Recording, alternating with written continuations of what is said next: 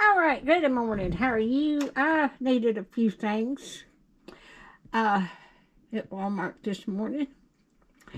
I got me some sausage. I'm going to make sausage balls.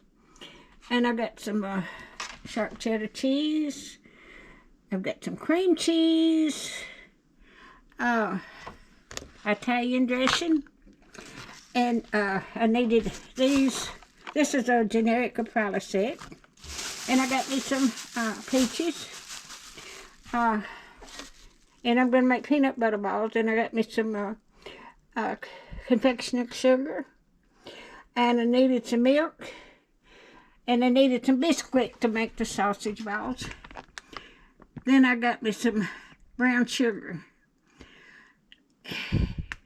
If you like my videos, just like, share, and subscribe.